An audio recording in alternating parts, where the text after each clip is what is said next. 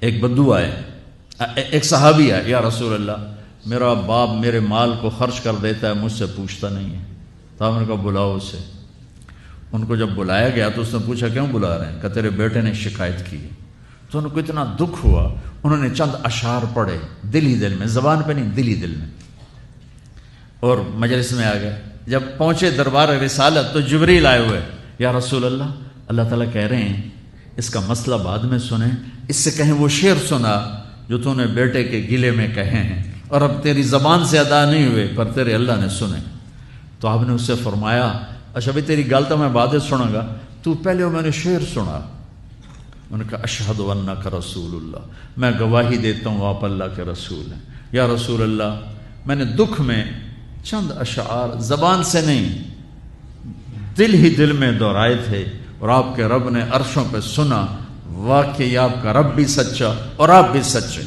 آپ نے کہا کیا کہا تھا؟ غدوت مولودا ومنتق یافعا تعل بما اجنی علیک وتنہل واذا ذاقتک بالسقم لم ابت لسقمک الا ساہرا اتململ کأنی انا المتروک دونک بالذی ترکت به عینی وعینی تحمل تخاف الردى نفسی علیک وانها لتعلم ان الموت وقت مؤجل فلما بلغت السن والغایة التي الیها مدى ما فیک اؤمل جعلت جزائی غلظة وفظاظة كأنك انت المنعم المتفضل فإن لم تر حق ابوبتی فعلت كما الجار المجاور يفعل۔ میرے نبی کے ٹپ ٹپ آنسو۔ کہا میرے بیٹے جس دن تو پیدا ہوا ہم نے اس دن اپنی ذات کے لیے جینا چھوڑ دیا، ہم نے تیرے لیے زندگی کا سفر شروع کیا، تجھے ٹھنڈی چھاؤں میں بٹھانے کے لیے گرم ہواؤں سے لڑا، تمہیں ٹھنڈی ہواؤں سے بچانے کے لیے برفانی راتوں میں کام کیا، تیری ایک مسکراہٹ دیکھنے کے لیے ساری ساری رات تڑپا،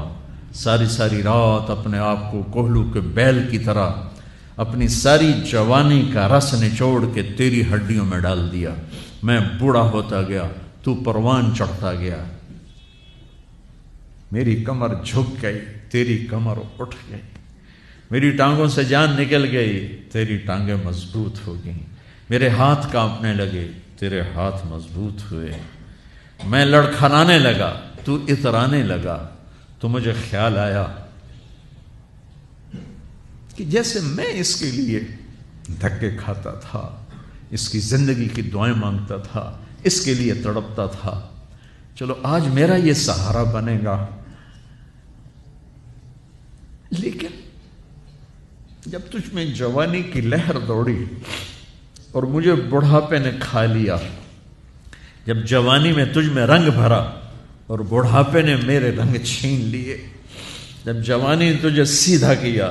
بڑھاپے نے مجھے ٹیڑھا کر دیا، کمر جھکا دی، تو ایک دم تو مجھے ایسے گھور کے دیکھنے لگا، تیری آنکھیں ماتھے پہ چڑھ گئیں اور تو مجھے یوں دیکھنے لگا جیسے میں نوکر ہوں تو باپ تو مالک۔ تو میں نے اپنی 30 سالہ زندگی کو جھٹلا دیا کہ ہاں میں باپ نہیں ہوں، میں نوکر ہوں، یہ میرا سردار ہے، اگر یہ بیٹا ہوتا تو یوں تو نہ کرتا۔ اس نے میری راتوں کے تڑپنے کو بھلایا، میرے گرمی سردی سے لڑنے کو بھلایا، کولو کے بیل کی طرح میرے چکر کاٹنے کو بھلایا،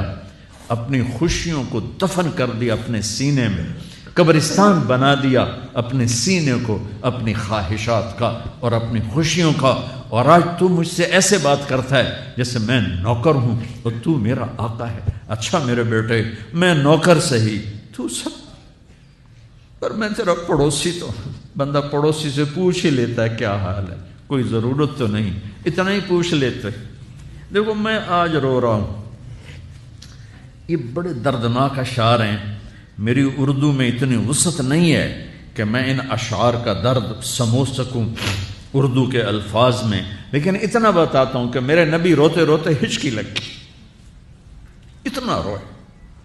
اور آپ نے اس بچے کے گریبان کو یہاں سے پکڑ کر دفع ہو جا، میری نظروں سے دور ہو جا، انت و مالک لابیک، تیرا سب کچھ تیرے باپ کا ہے، یہی باپ آج تمہارے ہاتھوں ذلیل ہو رہے ہیں۔